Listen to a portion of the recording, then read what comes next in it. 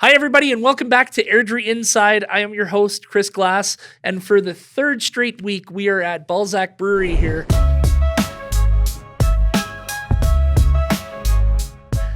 They've been gracious enough to give up their space to let us film here. So come down for a pint, enjoy a beer here, and it's time to hop into our latest episode. I am with Ryan Middleton. Ryan, welcome to the show. Thanks, Chris. It's a long-time listener, first-time caller. I like that, even though at this point we've only had about 7 episodes, but I do appreciate the listen. I'm honored to be among some of these previous guests that are just woven through the fabric of Airdrie society. I don't know if I would count myself on the same level as some of the guys like Mike or Don and Olivia. Just you've chosen a very excellent collection of ambassadors for Airdrie's community, their sports, their civic activism, and I'm glad to be counted among them. Well, what we were trying to do with this whole podcast is tell a bit of the tapestry of Airdrie, right? Like, you know, we're not just a bedroom community. We're not just a place where people in Calgary go to sleep. You know, this is a rich, vibrant community with rich, vibrant stories. And your story fits into that, and you're humble enough to say it doesn't. But I wanted to have you on because I wanted to talk about civic activism, and I wanted to talk about ordinary people taking on, I think, extraordinary tasks. And I think that's what you've done.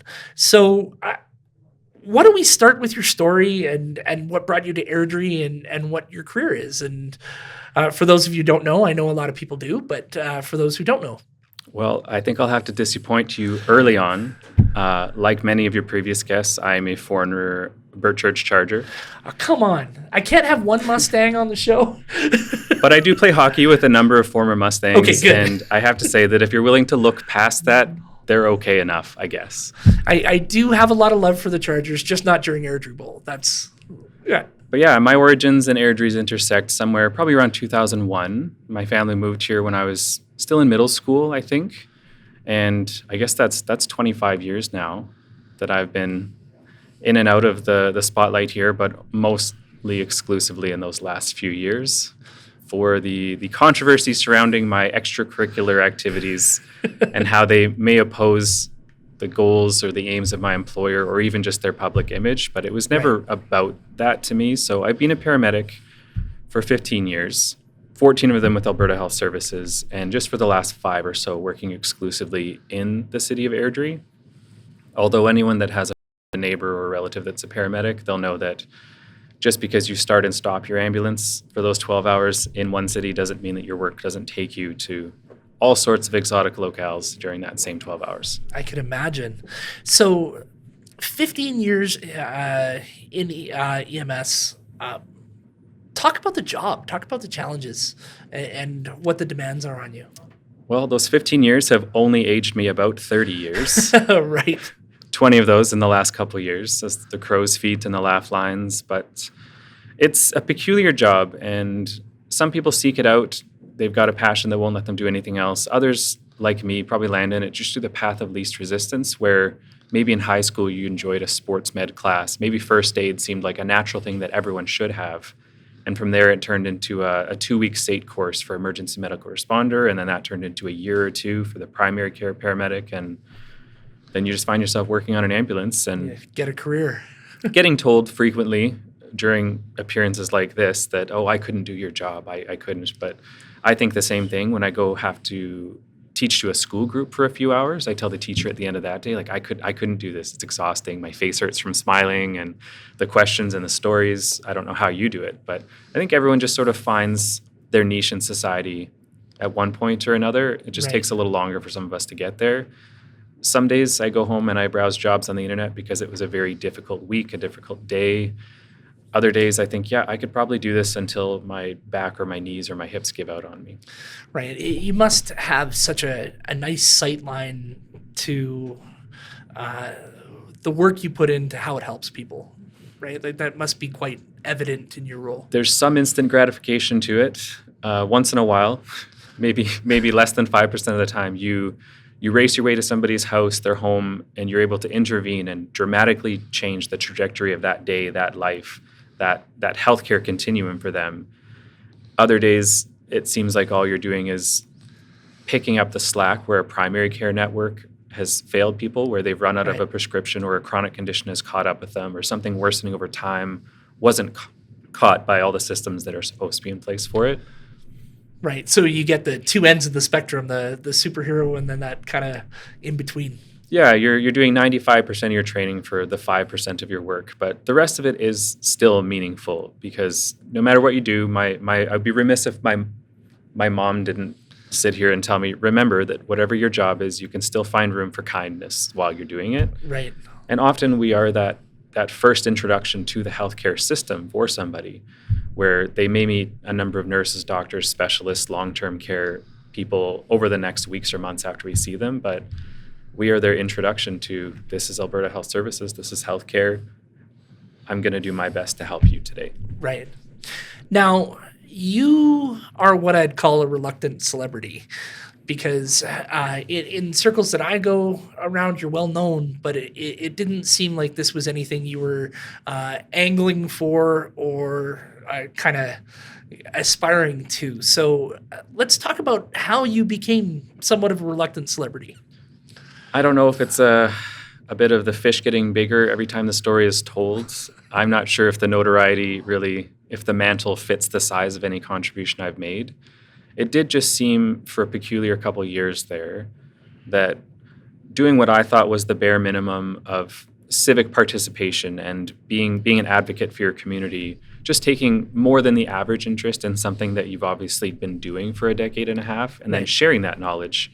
And maybe that's a bit of the spectrum in me, thinking everyone else is going to be interested in what I'm interested in, the graphs, the charts, the pie charts and statistics. But it seemed that at least a few of those things did resonate with both the community and the industry at large. And as long as to satisfy my union reps, say that I'm not speaking on behalf of my employer and A just doesn't regulate or restrict any employee's ability to do so. It just seemed like the individual interpretation of things I was doing at a certain point in my career rubbed some people the wrong way, in the sense maybe they thought that I was being provocative or deliberately trying to smear people whose jobs are to administrate this industry in the province. But really, it was only ever about my community. The spotlight was small. The problems extended beyond that. But EMS it's a challenging beast. And in the emerging healthcare landscape of the year 2025, when we're lagging behind as a nation on continuing care, long-term care, preventative care, a lot of things, it was peculiar to me to see an industry that everyone thinks is always going to be there struggle to be there for the citizens that are paying taxes for it. Right.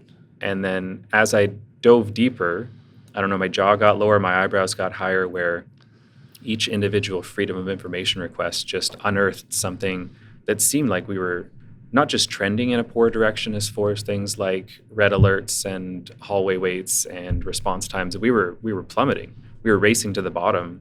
And despite being more populous and less populous than other provinces and territories, our metrics for at least this one industry related to healthcare were worse than everybody else. Right. Pretty much peaking in 2022. We've made some significant gains since then as far as reducing hallway waits, response times, but there are still some really large nationwide struggles with physically the number of bodies that are trained as paramedics to work on ambulances. Yeah. And it's obviously interesting to me because it's my bread and butter, it's my occupation, but it seems like the public, at least at some point, they take notice as well, because if you knew that your local police or your local firefighters were spending 80% of their time outside of the community, what happens when you call 911 for a fire or an active shooter? It would be unconscionable. But for some reason, for an ambulance, that became commonplace. Right.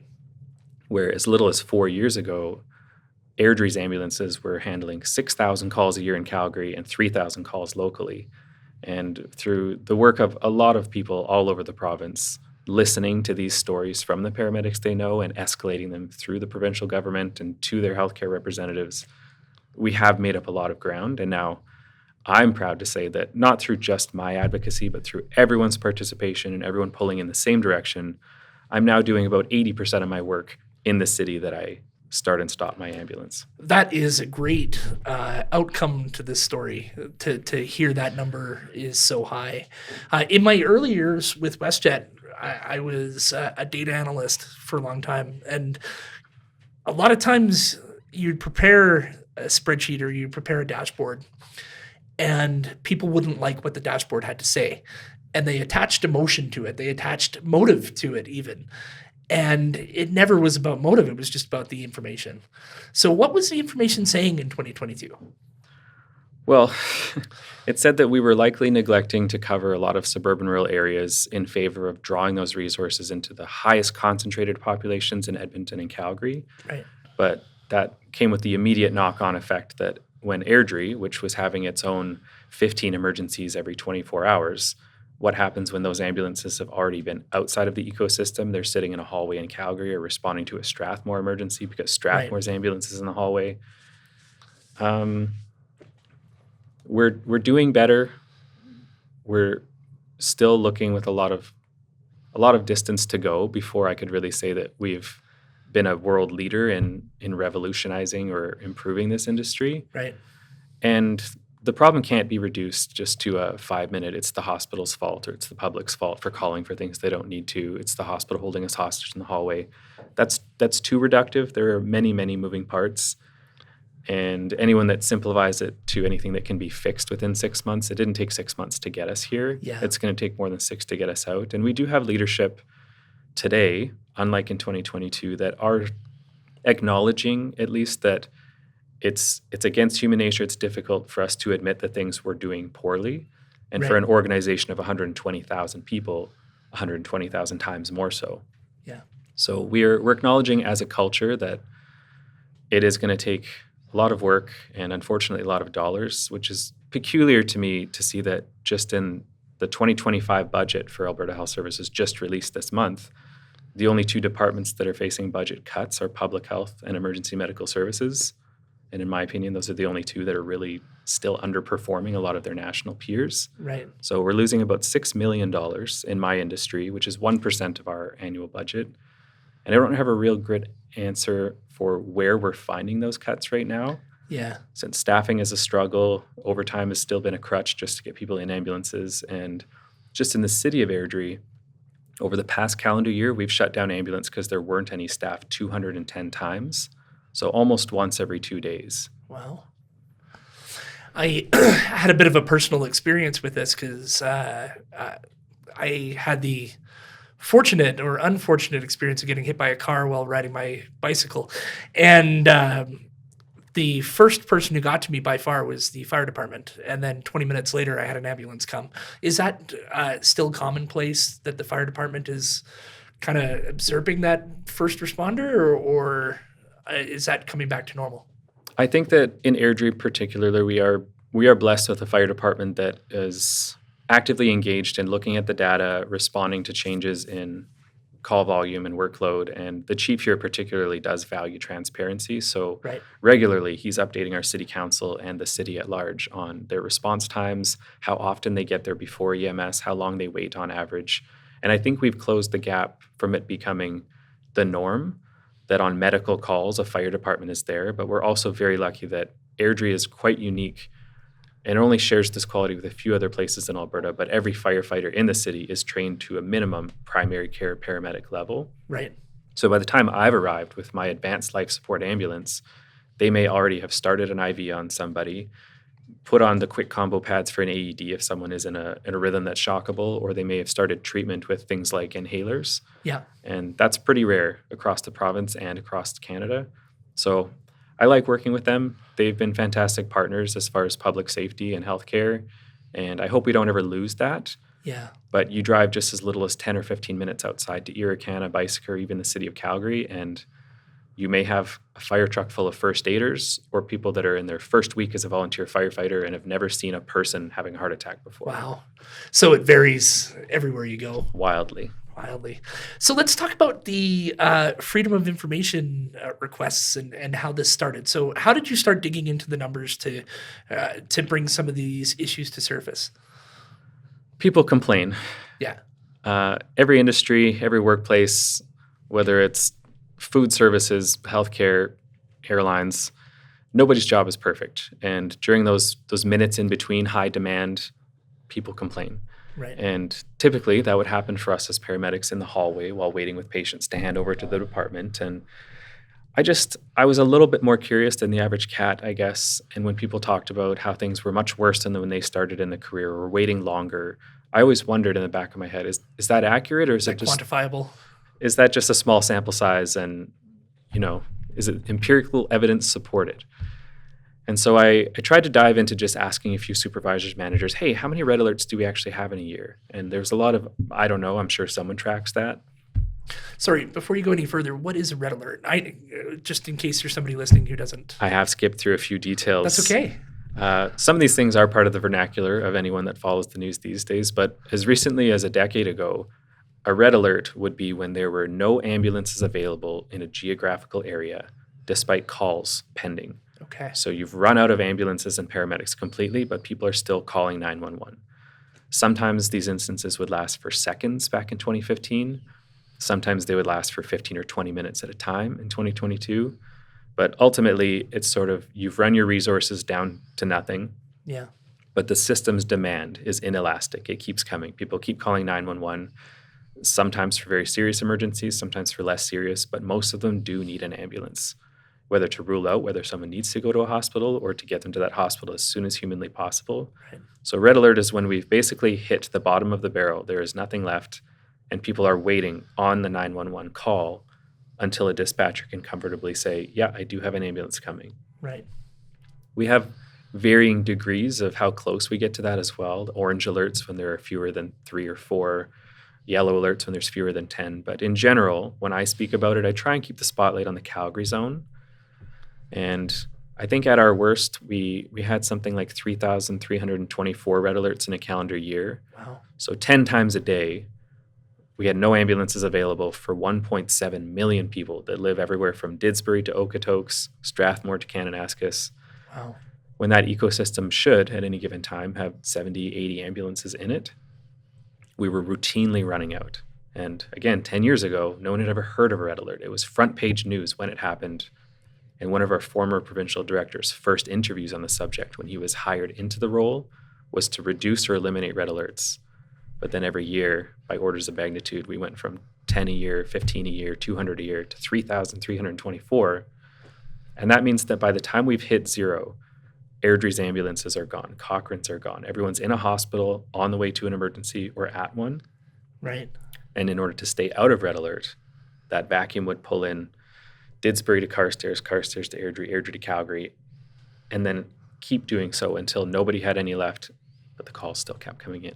Right.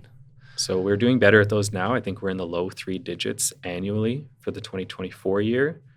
But I'm going to let you guide the interview, or else I'm just going to get lost in the labyrinth of statistics.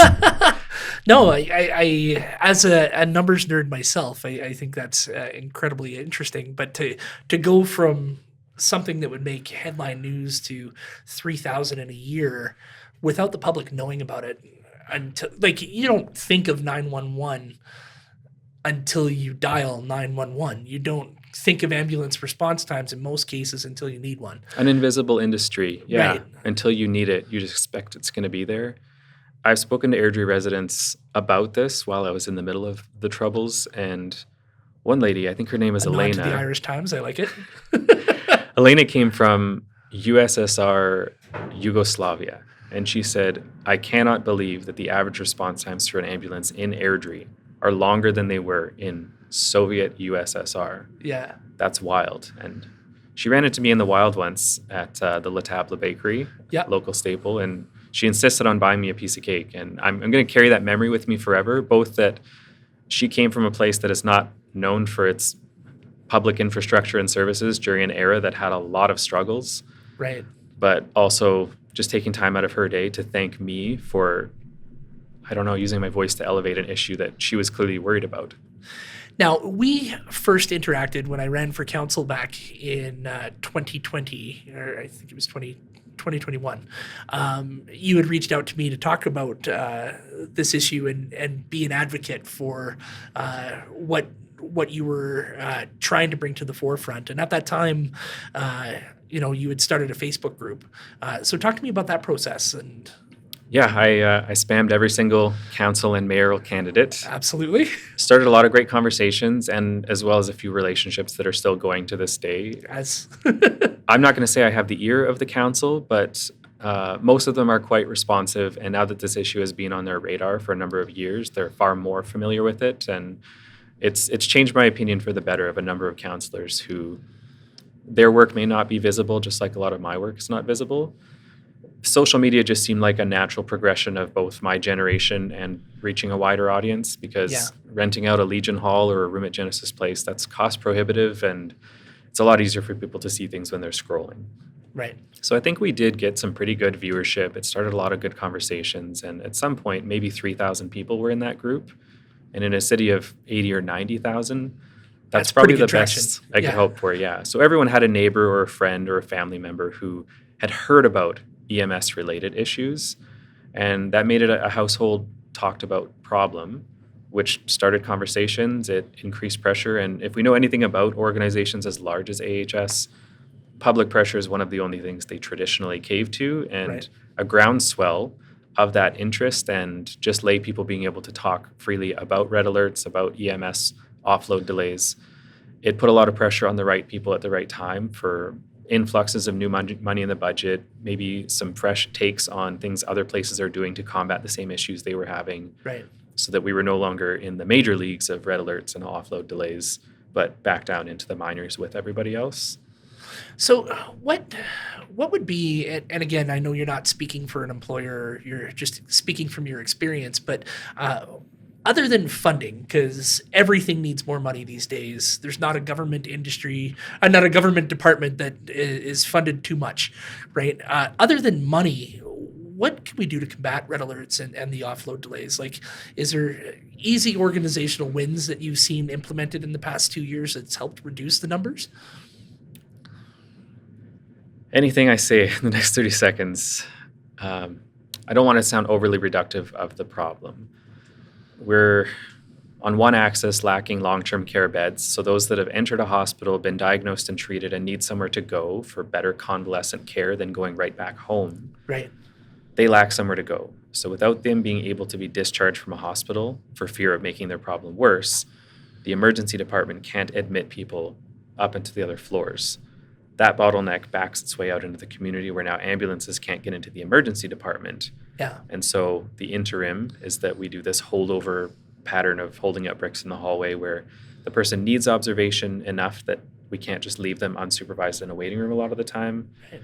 But they're not quite serious enough that they can bump somebody else. They can't just go to someone that's 75 and say, we need your bed, you need to leave. Yeah. When they don't have friends, family, or a primary physician to pick up where the hospital left off. On another axis, we just proportionately need to increase the number of resources with the population growth and the demographic demands.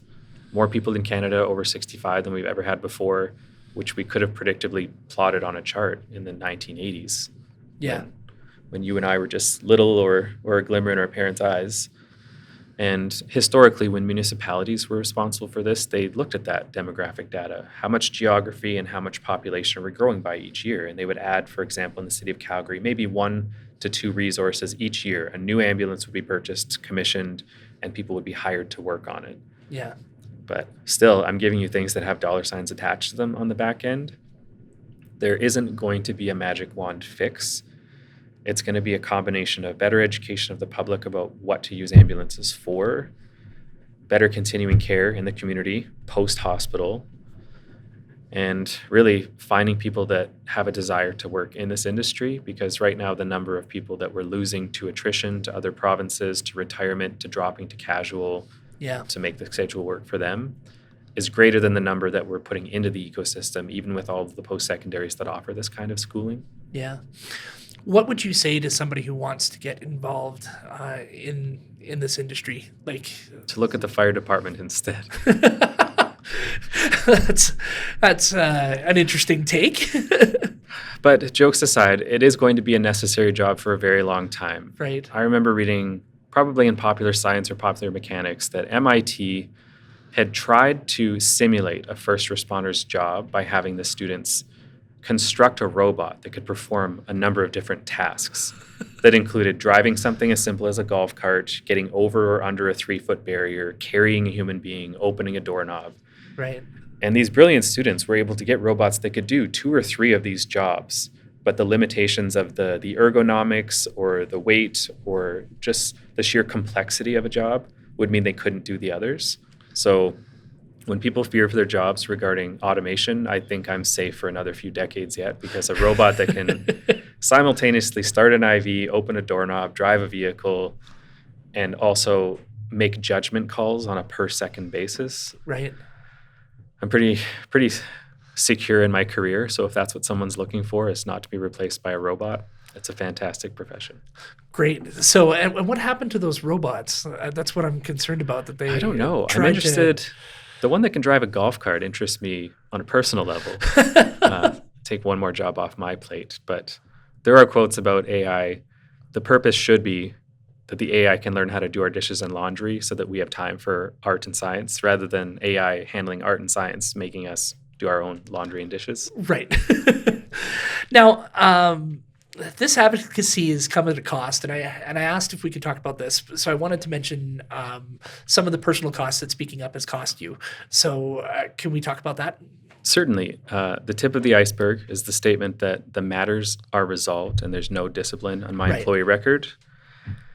I'm in the unique position that because of that familiarity with that Freedom of Information and Protection of Personal Privacy Act, AHS is a public body. Every email that goes back and forth on servers, every statistic collected, and even every letter placed on an employee's file is to some degree considered public domain. Yeah. The hoops to jump through usually include a $25 fee and waiting a month, maybe 3 months.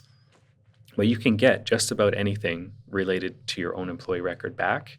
And once you have it, it's gone through the legislation. It's gone through all of the checks and balances to make sure third-party info isn't being disclosed. So technically, you own the information once it's dispersed to you by the public body. You can put it on a billboard, put it on a T-shirt, and on a lark, I decided to FOIP request some of my own discipline so that I could freely discuss it and talk about it, despite bold letters saying confidential at the top. Absolutely. Not to be provocative, just as a sort of demonstration of how this system works, what public bodies are responsible to the public to do.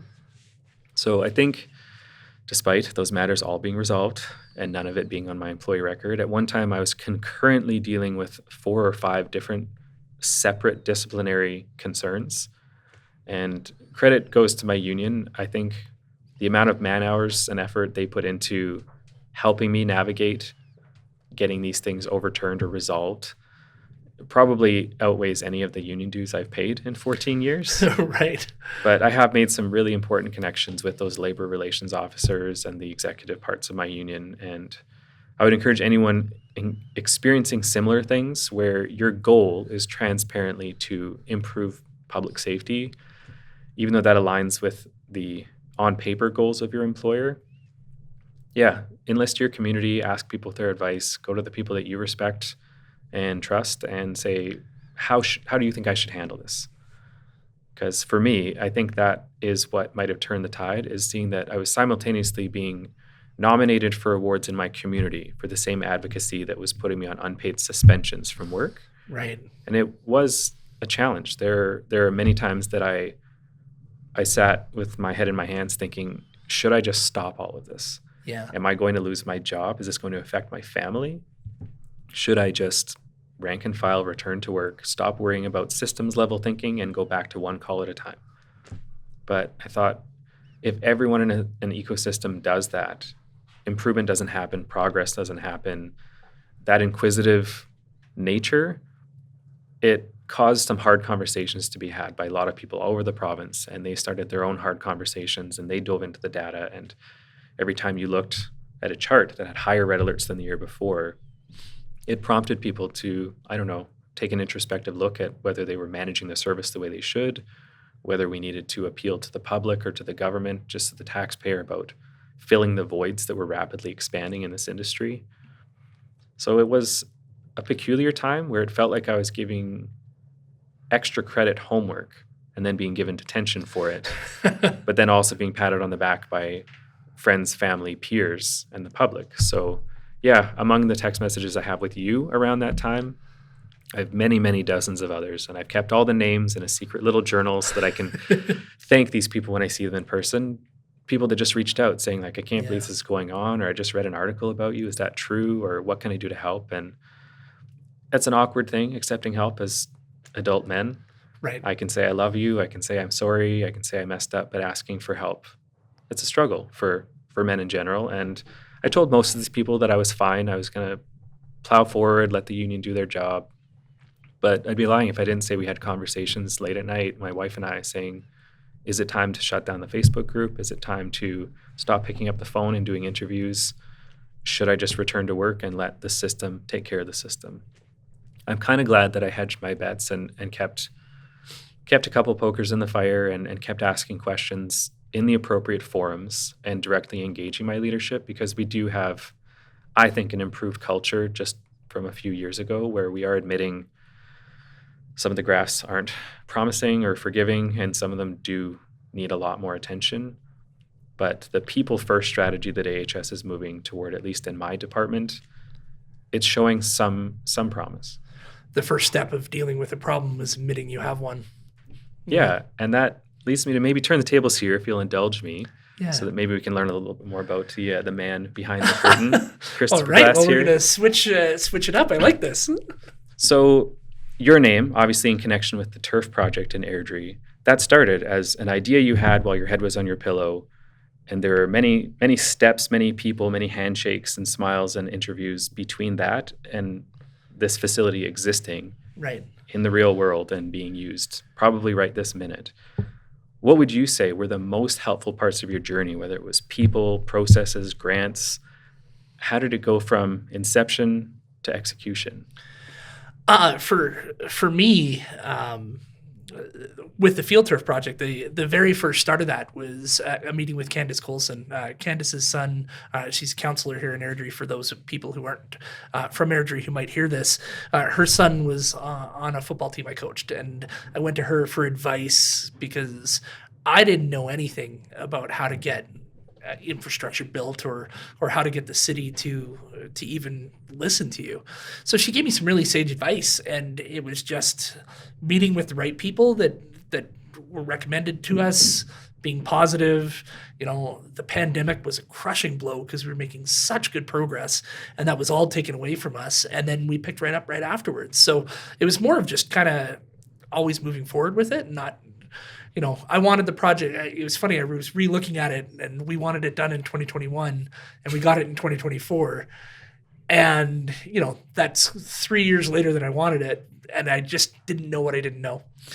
But getting it to the finish line was just trusting a lot of people and being willing to work with people that you probably wouldn't have worked with in the past. So you joked and you alluded to Bert Church and George Mack having a very fierce rivalry. Coaches coach against each other, and that sometimes leads to a lot of people not wanting to work together. So part of the hard part of our community was getting everybody on the same page, going, we disagree on a lot of things. As a football community, we agree on this. And then as a sports, field sports community, we agree on this. So getting football and soccer to say, hey, we're aligned here, you know, was kind of a Herculean task that we were able to accomplish. But, you know, it's part of why I like your story, because people who are listening who want to get involved in something they care about, something they're passionate about, take that first step, right? Dig into the charts, dig into the data, put in that FOIP request, you know, or talk to your counselors, get involved, right? We're not going to change a city waiting for somebody else to do it. And that's what has impressed me about you, and why I wanted you on this is you weren't waiting for somebody else to talk about this. You did. Right. So I think a lot of the kudos that comes your way, I could tell you're getting a little nervous with me saying this, but I think a lot of it is earned because you did take that first step when a lot of other people decided to take it one call at a time. And there's nothing wrong with that. There's nothing wrong with people not getting involved, but there's a special place for people who do. So I guess we have that parallel of having had to learn a system as we went from the inside out. Yes. And the end result being maybe not as soon as we would have expected it, but neither one of us was trying to cure world hunger or get world peace. They just seemed like realistic, attainable goals that someone should be able to get done within a couple years. Right. And I was just curious to know, were there any unexpected barriers where you didn't think you would have resistance from? I mean, the pandemic being one, where suddenly people weren't supposed to commune in the same place, doing activities at the same time. Was there anything else that stood out to you as a weird obstacle that you didn't expect? So to give you a parallel to your world, money is always that obstacle, right? But I didn't think there was going to be people on the other side of this issue, right? Like, it seemed to be a very no-brained issue. Who doesn't right? want more extracurricular facilities? And it's not 25 million, it's not 30 million, it's not 80 million. It was at the time 3.5, right? That seems pretty reasonable. But, we have a certain population here in Airdrie that has seen their taxes go up. They're vocal about it, and they don't want or need infrastructure. At the same time, we have growing young families here who need football fields, who need hockey rinks, who need dance studios, and who also need 911 to work, right? They need all those things in order for them to raise their kids in a community like ours, right? So that was the biggest shock for me, was some of the pushback from people like, why do we need this? And again, it's patiently telling the story. One reason why I like this format is it's not a 30-second clip. You can actually get into the nuance of it. So when people found out if you manage the field properly, it actually makes money for the city instead of becoming a loss leader for the rest of its time there. It's actually a quite compelling story to somebody who doesn't care about turf. So yeah, that's kind of my journey there, and I appreciate you asking. So for those of you still listening this deep into the podcast, thanks, and anything's possible. Right. Ryan, I really appreciate you coming on the pod, and I appreciate the work you've done in our city, making it just a little bit better. So thank you for what you've done. Thanks. And if you'll let me get a little playful before we end it. Absolutely. I've always felt that your name is an absolute missed opportunity to incorporate into your podcast. I understand the branding. I understand that it's thematically correct as far as the city of Airdrie is concerned. But last night, just for fun, I mocked up a couple alternative universe podcast titles. This is going to be and fantastic. I wondered if you wanted to take a look. Yes. And tell me what you think about them. Okay. So obviously your last name, Glass. There's potential. Yes.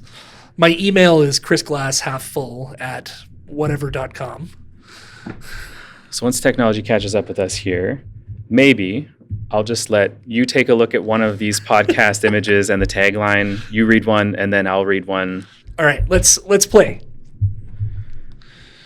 So this is one of our potential candidates. Okay, so we have The Looking Glass, a weekly podcast where we reflect on everything Airdrie with your host, Christopher Glass. See, reflect. What do we think? Glass. Looking Glass, that's good. Okay, what else we got? All right. We'll see if we've got a little bit of potential. This one would be the Airtime podcast. Okay. Established this year. The only program that holds up a mirror to the movers and shakers of the Airdrie you know and love, with your host, Christopher Glass. I like it. Airdrie. Airdrie, I like it. You get it. You get it. Yeah. How about this one? All right, so we have the Glass Menagerie live podcast, a collection of the best and brightest Airdrie has to offer with me, Christopher Glass. I like it. And now I like the Vegas-y kind of flair to that, too. Maybe the least ambitious logo-wise, because, again, I did this last night during a night shift on my computer with 5 minutes. But I don't know, one of your previous pairs of guests, Luis and Vanessa, I believe. Yeah. Maybe this one could be their favorite. Oh, wow. Okay. The Glass Jaw Podcast. The Glass Jaw Podcast. Join me, your host, Christopher Glass, for a one-on-one round with the people fighting for Airdrie. I like that. Do you think they'd like that? Well, I'll ask Louis and Vanessa, if you're listening to this episode, please comment below and tell everybody if I have a glass jaw or not, because I think that's relevant. But those are all fantastic. I don't know, missed opportunity, or if it's not broke, don't fix it. That's up to you guys as the listeners. But for those of you that are just listening, like I usually do, and not able to see it on the camera, this might be worth sitting down at a computer just so you can see the powers of AI and canva.com. Well, again, thank you for that. Thank you for including me. I'm not used to being questioned in this, so that was excellent. And again, thank you so much for what you do. Thanks for putting the time and having me on, Chris. Perfect. And thank you for spending some time with us here on Airdrie Inside. We're going to be back with more great episodes coming up soon.